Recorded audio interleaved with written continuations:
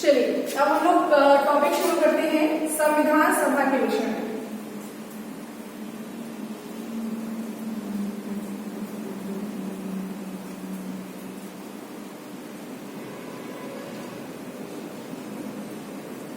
इसे constituent assembly कहेंगे। बच्चों एक बात समझिएगा, मैंने अभी पॉलिटी में आपको कुछ बेसिक स्टार्ट किया है। सिर्फ मैं सबसे पहला पॉलिटी में जो आपको सब्जेक्ट पढ़ाऊंगी, मतलब जो टॉपिक पढ़ाऊंगी वो कॉन्स्टिट्यूएंट असेंबली पढ़ाऊंगी, संविधान सभा पढ़ाऊंगी। क्योंकि संविधान सभा जब आप एक बार समझ लेंगे, इसके बाद की जो टर्मिनोलॉजीज यूज होंगी वो आपको समझ में आती चलेगी। ठीक है, तो समझिएगा संविधान सभा कॉन्स्टिट्यूएंट असेंबली जो है ये क्यों बनाई गई थी। तो भारत के लोगों ने ये कहा था कि जो संविधान बनेगा ये संविधान हमारा होगा, मतलब भारतीयों का होगा और भारतीयों के द्वारा निर्मित होगा। ठीक है, तो संविधान जो है भारतीयों के द्वारा निर्मित होगा।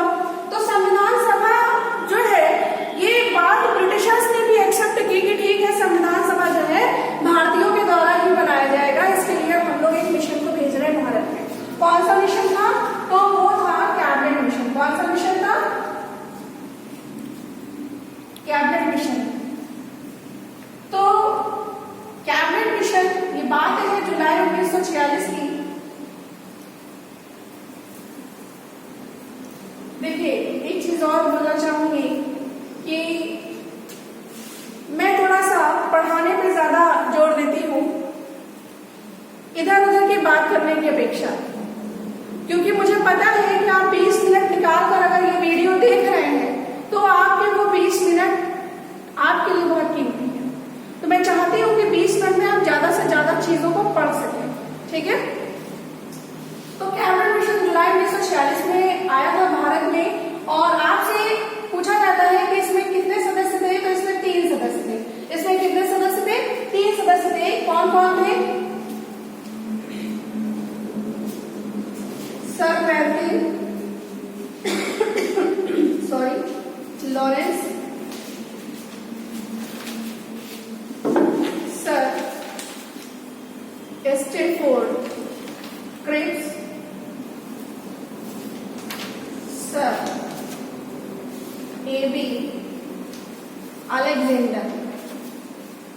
बात इतनी समझ में आई? तो एक चीज और ध्यान रखिएगा, ये सर सर सर जो लिखा हुआ है ये तीनों के नाम नहीं है, ये तीनों को एक बात दी गई थी। हालांकि मैं इसमें विश्वास नहीं करती हूँ, लेकिन कंट्रोवर्शियल ना, इसलिए मैंने आपको बता दिया कि सर पैरकिन लॉरेंस नेम था, सर स्टैनफोर्ड क्रिप्स थे, सर एबी अलेक्जेंडर। ठीक है, इन तीनों ने कहा कि भारत में जो संविधान सभा बनेगी इसमें सदस्यों की संख्या हमें रखनी है। कितनी? सदस्यों की संख्या हमें कितनी रखनी है? तो इसमें सदस्यों की संख्या रखनी है हमें 389। तो जब 389 सदस्यों की संख्या रखी गई तो 389 सदस्यों में अब हम एक जगह से तो ले नहीं सकते थे। तो ये पूछा गया कि भाई 389 यानी कि 389 सदस्यों में कहां से कितने लेंगे।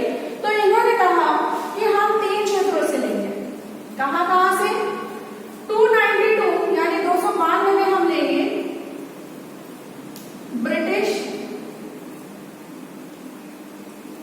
प्रांतों से सदस्य आएंगे, 4 चीफ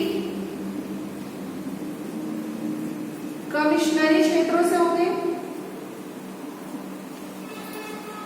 और 93 सदस्य जो होंगे ये देशी रियासतों के सदस्य होंगे।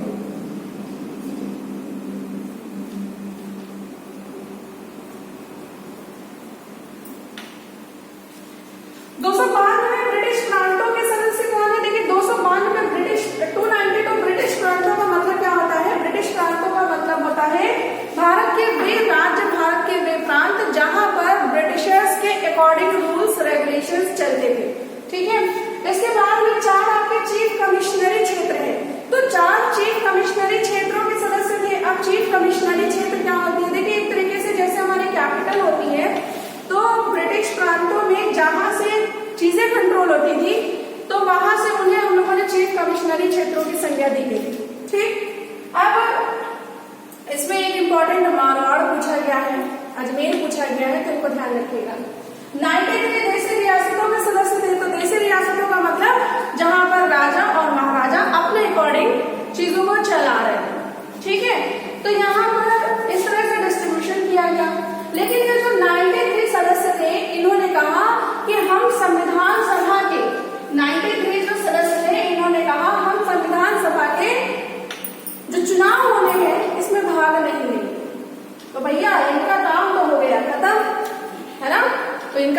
गया खत्म। मतलब कि इन्होंने कहा कि हमें आपके संविधान से लेना देना नहीं है, आप अपना संविधान बनाइए, क्योंकि हम तो खुद ही राजा हैं अपने प्रांत में। तो इन्होंने कहा हम आपके संविधान सभा के चुनाव में बिल्कुल भी इंटरेस्ट नहीं रखते हैं, आप हमको किनारे करिए। तो इनका काम खत्म हो गया। अब हमारे पास संविधान सभा के चुनाव के लिए कितने सीट्स बचे? तो हमारे पास सीट्स बची 292 और 04 कितने हो गए? 296। कितने हो गए? 296 हो गए। ठीक है, अब 296 सीट्स पर क्या किया गया? चुनाव कराया गया। क्या किया गया? चुनाव कराया गया। अब इसमें तो इलेक्शन हो गया, तो आपसे एक प्रश्न पूछता है किसको कितनी सीटें मिली? देखिए कांग्रेस को सीटें मिली थी 208। कितनी मिली थी? 208 मिली थी। इसके बाद मुस्लिम लीग एक पार्टी थी, मुस्लिम लीग, इसको 73 मिली थी और अन्य को यानी अदर को मिली थी 15। अब एक मामला और गड़बड़ा गया। मुस्लिम लीग जो पार्टी थी इसको कहीं ना कहीं ये था दिमाग में कि जो संविधान सभा का चुनाव किया जा रहा है, इस संविधान सभा के चुनाव में सबसे ज्यादा सीट्स हमें मिलेंगी। लेकिन ये बात निराधार हो गई जब चुनाव कराया गया और उसे मात्र 73 सीटें मिली, जबकि सबसे ज्यादा सीटें मिली कांग्रेस को। कितनी मिली? 208 मिली। तो मुस्लिम लीग ने कहा कि हमें तुम्हारे संविधान से मतलब नहीं है, हम इस संविधान सभा का समर्थन नहीं करेंगे, हमें आप किनारे करेंगे। लेकिन बड़ा मनाया गया इनको, और जब मनाया गया तो इन्होंने कहा कि कुछ आंसर नहीं किया, कुछ रिप्लाई नहीं किया।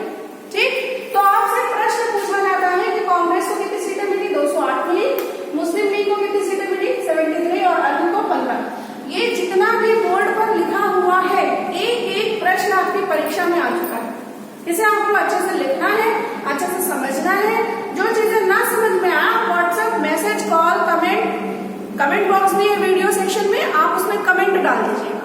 ठीक है, स्क्रीनशॉट ले लीजिए इसका, ले लिया?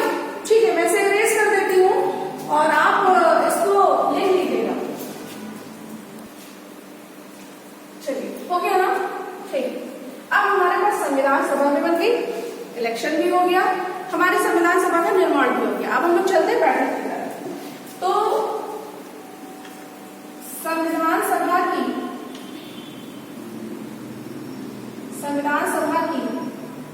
आपसे पूछता है प्रथम बैठक। तो देखिए संविधान सभा की पहली बैठक हुई थी 9 दिसंबर 1946 को। कहाँ हुई थी? दिल्ली के काउंसिल चैम्बर हॉल में। कहाँ थी? काउंसिल चैम्बर हॉल में। ठीक, ये जो काउंसिल चैम्बर हॉल है, यहीं पर आज आपका संसद भवन का केंद्रीय हॉल जो है, सेंट्रल हॉल, वहीं पर स्थित है। ठीक है, अब एक काम हो गया, हमने संविधान सभा बना ली, चुनाव हो गए, बैठक भी कर ली। अचानक से वहां बैठे हुए सभी के दिमाग में ये आया कि सब कुछ तो कर लिया, लेकिन हमने अध्यक्ष नहीं नियुक्त किया। अब ये हो कि उस समय किसको अध्यक्ष नियुक्त किया जाए, जब पूरे विश्व की निगाहें भारत की ओर देख रही थी कि भारत को तो पहले वैसे भी कमजोर आका जाता था, और ये हो रहा था कि भारत कभी अपना संविधान नहीं बना सकता। तो भारतीयों के दिमाग में उस समय सभी तरह की बातें गूंज रही थी कि अगर हम किसी तरह से हमारा ये पहली बैठक ही अगर खराब हो जाएगी तो ये बात सिद्ध हो जाएगी कि हम लोग वाकई में अपना संविधान बनाने के लिए काबिल नहीं थे। तो उस समय एक निर्णय लिया गया, उस हॉल में जितने भी लोग बैठे थे उसमें सबसे वरिष्ठ व्यक्ति जो थे वो थे डॉक्टर सच्चिदानंद सिन्हा। क्या नाम था उनका? डॉक्टर सच्चिदानंद सिन्हा। अब डॉक्टर सच्चिदानंद सिन्हा को अस्थायी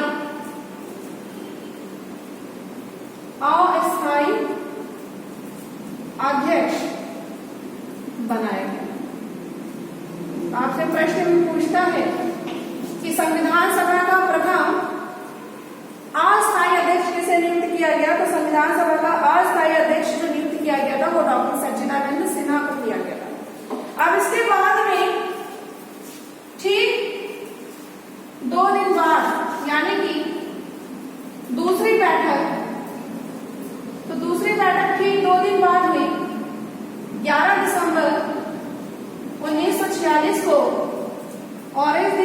ही काम किया गया, वो था संविधान सभा का स्थायी अध्यक्ष डॉक्टर राजेंद्र प्रसाद को बनाया गया।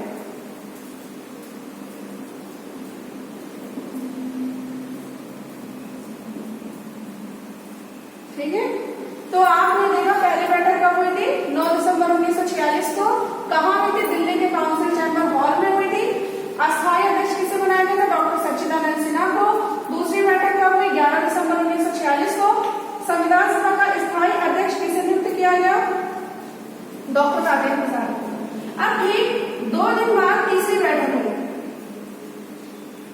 तीसरी बैठक हुई थी 13 दिसंबर 1946 को। इस दिन क्या हुआ? तो पंडित जवाहरलाल नेहरू ने संविधान सभा के समक्ष संविधान सभा के समक्ष प्रस्तावना, उद्देशिका या इसी को कहा जाता है भूमिका प्रस्तुत की। देखिए 13 दिसंबर को पंडित जवाहरलाल नेहरू ने उद्देशिका को प्रस्तुत की। उद्देशिका का मतलब होता है कि हम जो संविधान बनाने जा रहे हैं इसका उद्देश्य क्या है, क्यों बनाने जा रहे हैं, इसमें क्या चीजें शामिल करने जा रहे हैं, हमारा पूरा कुछ निर्माण करने का कारण क्या है और उन किन चीजों पर चलकर हमें ये निर्माण करना है। इसी को हम प्रस्तावना भी कहते हैं, उद्देशिका भी कहते हैं और भूमिका भी कहते हैं। ठीक है, तो इतना आप स्क्रीनशॉट ले लीजिए, स्क्रीनशॉट ले लीजिए जी।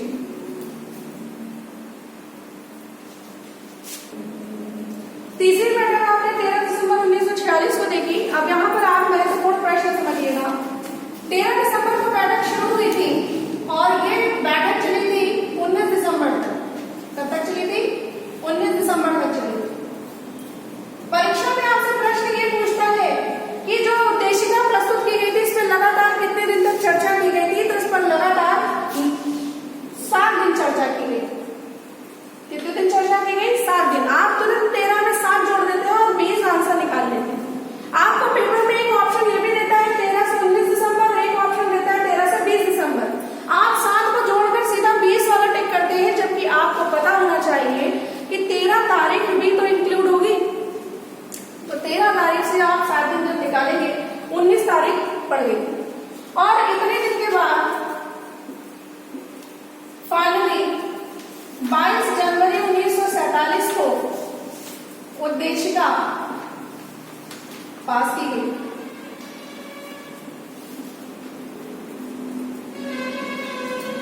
पास की गई, ठीक है, उद्देशिका पास की गई। अब इसके पश्चात संविधान सभा के संवैधानिक सलाहकार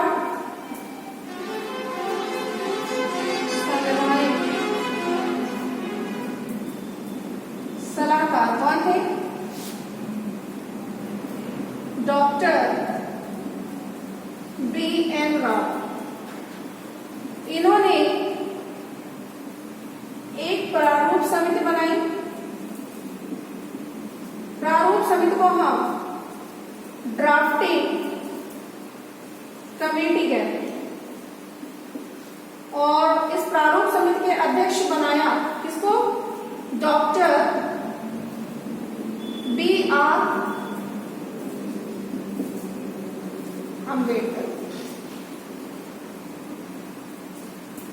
एक चीज ध्यान रखिएगा, जो प्रारूप समिति थे इसमें 7 लोग थे। 7 कैसे? एक अध्यक्ष था, 6 अन्य सदस्य थे, टोटल पूछे जाएंगे तो 7 लोग थे। आपसे प्रश्न में ये पूछता है अध्यक्ष समेत 7, एक ऑप्शन देता है एक अध्यक्ष प्लस 7 सदस्य। तो आपको ध्यान रखना है कि अध्यक्ष समेत 7 लोग थे, ठीक है। और प्रारूप समिति ने जब इसको सब कुछ पढ़ लिया, अध्यक्ष B.R. अम्बेडकर को बनाया गया था। B.R. अम्बेडकर एक्सट्रैक्ट करके उनको लिखना शुरू किया। और फाइनली जब ये लिख लिया तो इन्होंने संविधान सभा को संविधान का जो प्रारूप था वो हैंड ओवर कर दिया गया। सारे संविधान के प्रारूप को पढ़ने के बाद में कई दिन विचार विमर्श चला। कई दिन विचार विमर्श के पश्चात बहुत सारी चीजों को निकाला गया, बहुत सारी चीजों को डाला गया। कुछ कमियां थी उनको दूर करने का प्रयास किया गया, कुछ बुराइयां थी जिनको नहीं रखा गया था उनको हटा दिया गया, और जो अच्छाइयां थी उनको इंक्लूड किया गया। तो ये सब कुछ करने के पश्चात में क्या हुआ, फाइनली 26 नवंबर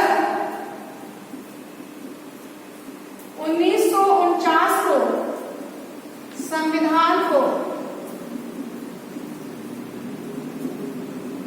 अंगीकृत का मतलब होता है एक्सेप्ट कर लिया गया, अंगीकृत किया गया। अब जब इसको इस दिन अंगीकृत कर लिया गया तो इसमें आर्टिकल्स यानी अनुच्छेद कितने थे, 395, भाग यानी पार्ट कितने थे, 22, और अनुसूचियां थी, अनुसूचियां मतलब शेड्यूल्स कितने थे, 8 थे। ठीक, तो ये 395 अनुसूचियों से अनुच्छेद से 16 अनुच्छेद इसी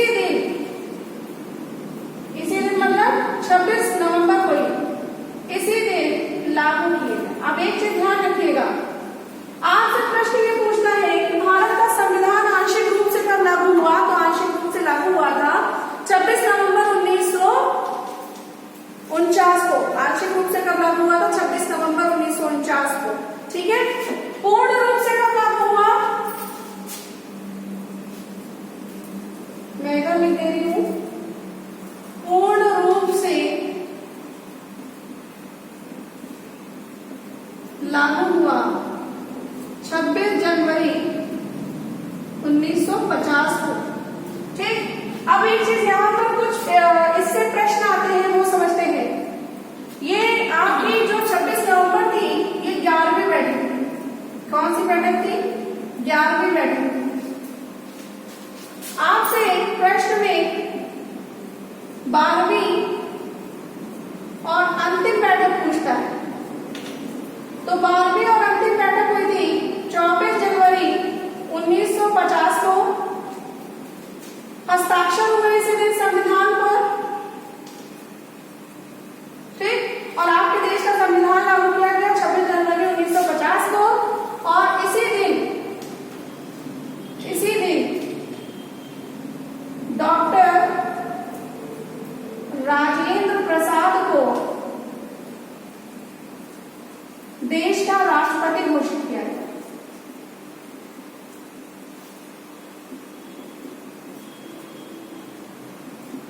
ठीक है, इसके बाद मेरे हिसाब से आपको समझ में आ गई होगी। यहाँ पर एक दो प्रश्न आपके संविधान सभा टॉपिक सभा पूछता है, जैसे आपसे पूछता है कुल कितने दिन बहस चली, तो कुल डेज जब पूछे तो 114 दिन। कितने दिन, 114 दिन। आपसे बजट पूछता है कि भैया इसको बनाने में खर्चा कितना आया था, तो देखिए इसका अभी कुछ दिन पहले यूपीएससी का एग्जाम हुआ था, इसमें लगभग वैल्यू ना पूछकर पूरी एग्जैक्ट वैल्यू पूछी गई थी, तो आपको एग्जैक्ट भी याद रखनी है और लगभग भी याद रखनी है। इसकी एग्जैक्ट वैल्यू 63,96,729 रुपए, जिसे हम लगभग में 64 लाख मानते हैं। आप सोच सकते हैं कि इतना विशाल अमाउंट उस समय लगा था। ठीक है, तो 63,96,729 रुपए, लगभग 64 लाख रुपए आपके उस समय बजट बनाने में खर्च हुए। तो इतने सारे प्रश्न आपसे पूछे जाते हैं। संविधान सभा टॉपिक आपका ये इतना ही था, और इस टॉपिक को पढ़ने के बाद में आपको कोई भी प्रश्न ऐसा नहीं होगा जिससे मिलेगा, मतलब इससे नहीं मिलेगा, आपके सारे प्रश्न इसी टॉपिक से मिलेंगे। और एक चीज ध्यान रखिएगा, इसको टॉपिक कंप्लीट करने के